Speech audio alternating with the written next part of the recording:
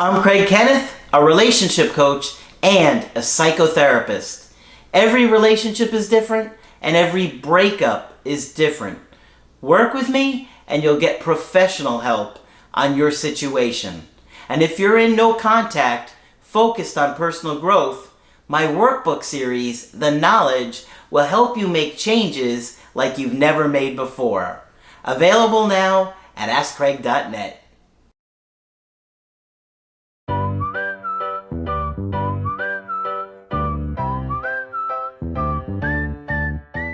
Hi there, I'm Coach Craig Kenneth. I'm Coach Margaret. And today we're going to be talking about, will my ex use the coronavirus to reach out to me? So this is an interesting one. Yes. Because obviously we're facing something that we haven't seen before. Right. Right? Right.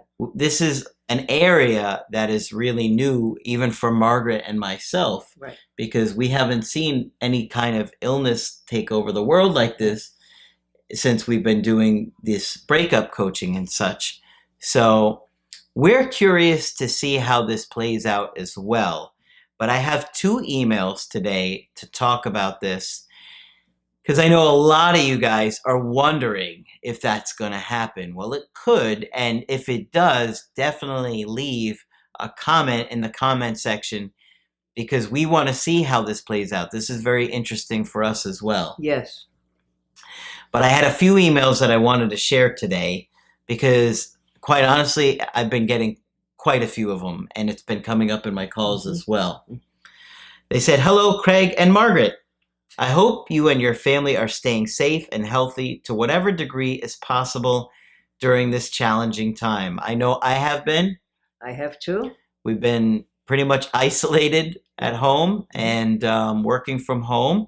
So we're doing what we can to be cautious. Don't worry, guys. We're, doing our best. I know you guys worry about us, which is nice. Yes, it is. We appreciate it.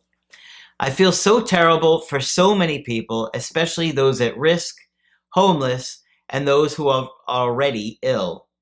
My thoughts and heart go out to so many. I like your compassion. Love you and your channel. I found you about a year ago.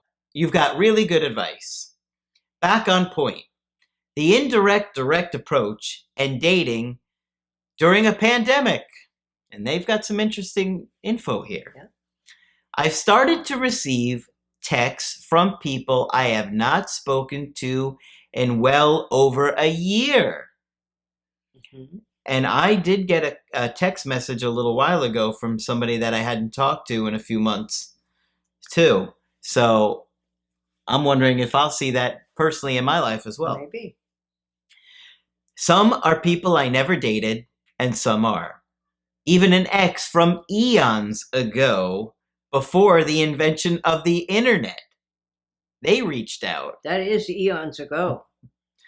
I cannot say, so that's interesting that some people are really getting it. Mm-hmm. All kinds of people here.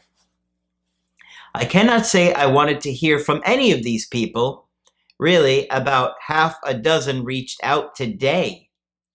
But I do wish them well and understand the isolation they are feeling as I feel it too. Not only that, you're obviously unforgettable. Yeah. Isn't that a wow, song? Yeah. Exactly. I don't think there's a coronavirus version though. No. I bet so many people right now are reaching out and receiving texts from people they have not spoken to in some time. I'm trying not to joke here, but COVID-19 is the ultimate icebreaker. Well, I haven't heard a lot of this yet, but maybe it will start. So if it happens with you guys, share it in the comments. Please so we know. Yeah. Each one has reached out in an initial text asking if I am healthy and safe. I will admit that one I parted ways on very upsetting terms and harsh words were exchanged at the time. So even an unhealthy argument person from a long time ago reached out. In the same vein, one person who wants to travel to see me. I half joke this is because I have things stockpiled that others do not, because my medical background, not to mention the elusive hand sanitizer and other things. So somebody would be coming because this is a medical person with good supplies. Yeah, exactly. I am also getting asked out on dates quite a bit, in fact.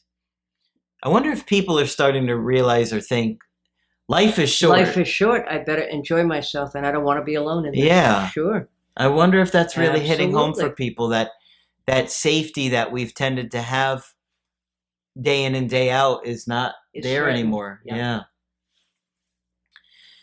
Right now, as someone who is relatively healthy, I also know the numbers and have some medical education under my belt to know that people play with fire as it is when it comes to dating and STDs, not to mention pregnancy.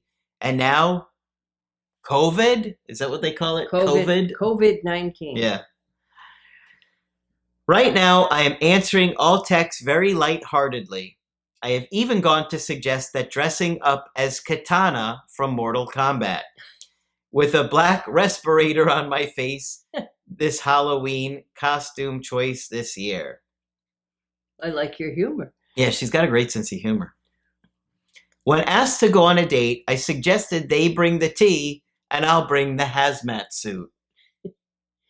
So far, I have set up dates, but then am declining last minute, asking to Skype first or FaceTime.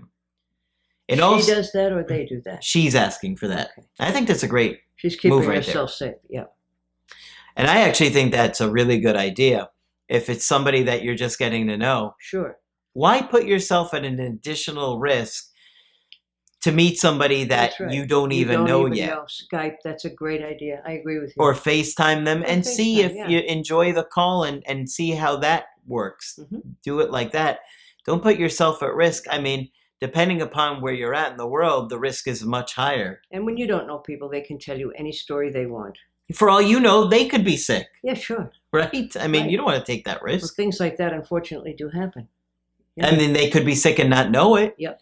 But the bottom line is every person that you're in contact with, there's a risk there. In all seriousness, how does one navigate all of this? Isolation and depression is a very real thing. And right now, we are all forced to comply for our own survival. I guess it's just Skype dates for now, eh? I wonder if they're Canadian because they said it. Stay safe. What do you think, Margaret? I think that's a great email. And, you know, she makes a wonderful point that there are many people who have a difficult time being alone. Yeah. There are many people who live alone who now feel that they're robbed of their outlets to go out and see other people. Mm-hmm. So it really has to be difficult. And for people who really are terrified to be alone, probably you're going to have to remind yourself repeatedly that you're safe and you're okay. Yeah. And if you have a trauma history, so much it will come back up in the midst of all this panic and anxiety. And you really need to keep reminding yourself that you're safe. Yeah, really. Okay? And keep yourself safe. And keep yourself safe. Unfortunately, we are at a difficult time right now where you have to consider going places, where you're going, who you're going with. Because you're going with somebody that you might not know well, and they are at risk for having something. Sure. And you're at risk for getting it in public. Obviously, this is a really scary thing, and you're just better to be safe right now. Yeah. We have a second email as well that said, "Hey, Coach, I hope you and your team are staying healthy. I have a topic suggestion.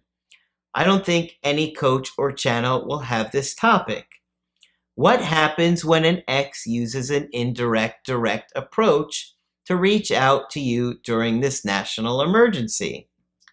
Considering the psychological state of the general population, many people will be reevaluating their lives and their current situations with their new relationships," which is what we were just saying. Yep. "Since social activities and gatherings at clubs, bars, and events are being limited, many new relationships will be tested." I think the old relationships are getting tested. You can't even go to church. And that's certainly a comfort to some people. But I think people that are being quarantined, I think their relationships are being tested as well. Oh, absolutely. This will have massive social consequences. It will bring some people closer together and make other people unable to tolerate each other. Yep. How should someone doing no contact react to their exes reaching out to them during these difficult times? Is their indirect direct approach sincere? Or will they revert back to their cold breakup self once the panic is over? I'm sure there are many other variables and questions that you can add to elaborate. You know, I see the fear there that I do too. the ex is going to reach out, but they're only doing it because they're bored or they're lonely and they don't have other options at this time. How do I know this is sincere or genuine? Right. What do you think, Margaret? Well, I think the first thing you do is take it at first value. Face value? Face value, Yeah. yeah. I mean, this person is calling to make sure you're okay. That's good. And I hear a whole lot about what he's worried about, or she, I don't know who it is, that when you break up with someone who had been loving to you for a long time, in order to do the breakup, they become ice cold. And it sounds like that's what this person is saying. Is it only good in the virus panic, Yeah. or will this person warm up to me really once again? Yeah. Yeah. And that is a big question. Sure. Well, first of all, how do you reply if somebody reaches out with an indirect direct approach? If your ex does contact you and said, just wanted to call and see how you are. See, now the question is that the first thing I'm wondering is it that they are missing you and wanting to repair it and it's an excuse? Because usually the indirect direct is confusing. Yes. Or is it genuine concern for your safety? Or is it both? I was going to say, in either case, they're caring about you. Yeah. Yeah. It might not be that they're trying to get back with you. Maybe they're just concerned for you as well. And it's tricky because usually the indirect direct approach, and the reason I call it that, is it's confusing. Like, I miss the cat, or have you seen my favorite pair of socks? Whatever ridiculous thing it is, because they don't know what to say to contact you. But it's a reach out. Yeah. Yeah. But in this case, it could be genuine concern, Right. or it could be, that they're missing you and they're wanting to repair it. Okay? And so I think that's what maybe you're worried about. Mm-hmm. That's clearly what he's worried about. Yeah. And that seems normal to me. I think you'd have to maybe just not get overexcited if they reach out. I think that's always good advice. Don't get overexcited. Yeah. Be cordial, but don't get all excited. Pay close attention to their behavior. If somebody reaches out and said, hey, just wanted to reach out with everything that's going on, want to see how you and your family are, and you can write them a nice message back. Thank you for reaching out to me. I appreciate that. This is what's going on with me. Something short. This is what's going on with work. Maybe to give them a quick little update. How are you? And see how they're doing. If it's really more about the reconnection, then I think they'll try to establish some more contact with you, and they'll continue the conversations unless it was just like a polite reach out. That's right. And thank you for your concern. We'll always get you out of it very quickly. Yeah. Yeah. So it's hard to predict. Yeah. So we're navigating a difficult area because we've never seen something like this before, Right. I would be looking to see, what do they do with it? They've reached out to me. Great. I'm going to say thank you. Here's a little bit what's going on. How are you? Are they, after that, how's their interest level? Are they communicating? Right. Are they talking a lot? Yeah. Are they friendly? Are they saying, I wish I could see you, but we're in quarantine. I wish I could see you, but with everything that's going on. And then you maybe say, well, you know what? If you want to do a Skype call or a FaceTime, right, let me know when you're free and we could do that. Mm-hmm. And then maybe you plan to do a FaceTime call with them and chat with them on there for a little bit. And and talk about what's going on and how you're doing. And, for the most part, try not to get too heavy into things, even Right. though we're going through some difficult Yeah, times. exchange some surface stuff. Yeah. But, there is the possibility that they are just going to be reaching out and then they'll be cold once they can go back out and do whatever they want again. Although that would seem like a really selfish person. It really would. Yeah. If you're dating somebody like that, I probably wouldn't want to date them. You know what I mean? Thank you for your concern, maybe. Yeah. Yeah.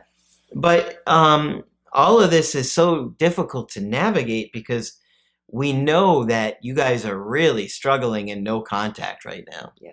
And people do all sorts of things in a crisis that they wouldn't normally do. Yeah. And, we would love to see how things are going for you in your area of the world. Share your comments and let everybody know, because you're not alone out there. Even though you feel like you're alone and you're isolated right now, you're not alone. And that there are thousands, if not hundreds of thousands of people going through a breakup right now, or maybe even millions, Right. Probably millions, that are struggling as well. And communicating in the comments and supporting each other there may be helpful to you guys, especially right now. But, I haven't really been hearing about many indirect direct approaches with coronavirus yet. But we will, I think. But I think we will. And it's something we're definitely going to be keeping our eye out for. And we will do follow-ups if we feel like we can add to this. Okay. Right? Mm-hmm. So share your experiences, because we're going to be looking in the comments. And if we see different things that we can add and share and expand upon, we definitely will. But we know it's hard right now. Yes. It's scary. You go to the grocery store, you worry if there's anything left to buy. Right. And what you can touch. So all of this has been such a struggle for everybody on top of a breakup. Right. Can I do my little history? Sure. Since I have studied history for many, many years, I just wanted to share a little story with you. There's a huge history of plagues throughout history of various kinds. The most famous one was the Black Plague, the bubonic plague in medieval Europe. And that disrupted life for a decade. It was like, 50 million people died from that? Oh, yes, some outrageous number.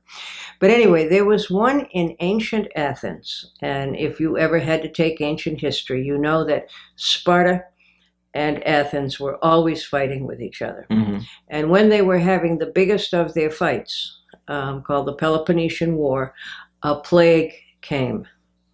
And I think this was written by the Greek historian Thucydides, but I can't remember totally clearly. But anyway, just let me share it. What somebody shares is that they were inside of a walled city. Mm-hmm. Okay, now remember, the ancients had to build walled cities because they would have barbarians running all over them if they didn't.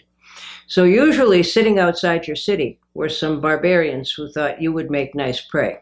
Okay, so leaving the walled city when there was a plague obviously coming was not a good idea. Yeah.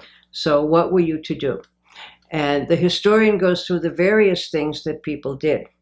Some people decided to party till they dropped, because they figured it was their last chance to do that. Yeah. Okay. Other people absolutely risked getting out of the city and may or may not have been contacted by the barbarians.